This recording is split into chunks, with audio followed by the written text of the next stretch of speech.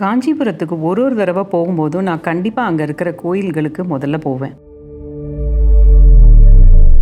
அங்கே இருக்கிற அந்த கலைநயமான அழகான சிற்பங்கள் எவ்வளோ அழகாக நம்ம காஞ்சிபுரம் பட்டு புடவைகளுக்கு ஒரு இன்ஸ்பிரேஷனாக இருந்திருக்குல்ல. அதுக்கப்புறம் தான் போய் தறியெல்லாம் பார்க்க போவேன். நம்ம வீவர்ஸோட அன்பும் அக்கறையும் அதுக்கு ஈடு இணையே கிடையாது. நம்ம டிசைன்ஸ் தறியில் உருவாகிறத பார்க்கும்போதே ரொம்ப ஹாப்பியாக இருக்கும். வணக்கம்மா. வணக்கம். உங்க பேருமா? தேவகி. நீங்க எத்தனை வருஷமா இந்த காஞ்சிபுரம் பட்டுப்புடவைங்களை தறியில நெஞ்சிட்டு இருக்கீங்க? நான் ஒரு 26 வருஷமா நெச்சிட்டு இருக்கேன். சின்ன வயசுல இருந்து நெச்சிட்டு இருக்கேன்.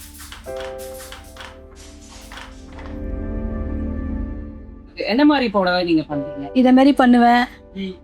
இதோட கொஞ்சம் பெரிய ரகமா கேட்டாலும் பண்ணி கொடுப்பேன். டிசைன் வேற டிசைன் வேணும்னாலும் பண்ணி கொடுப்பேன். ஃபேமிலி நானும் என் பொண்ணு மட்டும்தான். 11th படிக்கிறா. ஓ சூப்பருங்க. இப்ப நீங்க தறியில உட்காந்து நீங்க உங்க குடும்பத்தை நான் தான் காப்பாத்துறாமா.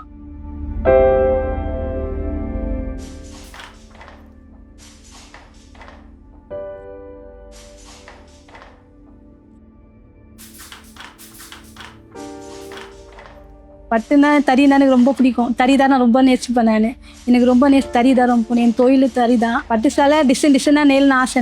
எனக்கு கொடுக்குற கலர் நான் நெச்சு காமிக்கணும், டேலண்ட் வரணும், நெய்வேன். நான் வந்து அதுதானே கைத்தறியோட ஆமா ஸ்பெஷல் ஏரியா. ஆமா. உங்க அப்பா அம்மா அவங்க உங்களுக்கு முன்னாடி அவங்க எல்லாமே தறி தான் நெச்சாங்க. அவங்க எல்லாம் தறி தான் நெச்சாங்க.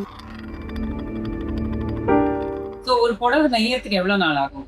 ஒரு புடவை நெய்யத்துக்கு நம்மளுக்கு அவசரம் வேணும்னா ஒரு 6-7 நாள் அறுத்து கொடுக்கலாம். கொஞ்சம் நம்மளுக்கு தேவையில்லை லேட்டாக இது பண்ணலாம் 10 நாளாக இருக்கலாம். அவசரம் ஆர்டர் இது வேணும் அப்படின்னு சொன்னாங்கன்னா அவங்க டைமுக்கு நாங்கள் ஒரு நாள் முன்னாடி முடிச்சு கொடுத்துருவோம். நாங்கள் வந்து சாந்தகுமார். ஓகே. எத்தனை வருஷமா தறி நெய்யறீங்க? நான் ஒரு 15 வருஷம் நெய்யறேன். இது வந்து நீங்க 15 வருஷமா பண்ணிட்டு இருக்கேன்னு சொன்னீங்க. ஸோ உங்க அப்பா அம்மா அவங்க எல்லாமும் இதே இதுல தான் இருந்தாங்களா? ஸோ கைத்தொழில் உங்களுக்கு ரொம்ப பிடிச்சிருக்கு? எனக்கு பிடிச்சிருக்கு தொழில். அப்பா பண்ண நல்லா இருக்கு. ஒரு சாரி பண்றதுக்கு நெய்யறதுக்கு எத்தனை நாளா? 10 நாளாகும். ஸோ கோர்வை ரகத்துக்கும் ரெகுலர் காஞ்சிபுரம் சில்க் சாரிக்கும் என்ன வித்தியாசம்? மெயினா இது வந்து 2 பேர் யாரும் ஒர்க் பண்றது.